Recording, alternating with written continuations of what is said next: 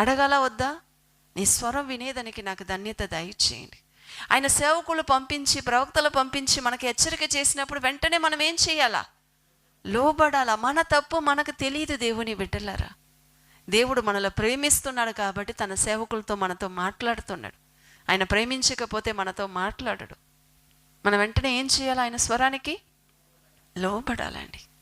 అలా ఉంటేనే మన జీవితం ఆశీర్వదించబడుతుంది. వీళ్ళకి అన్నీ ఉండిందని వాళ్ళు ఎలా ఉన్నాడ?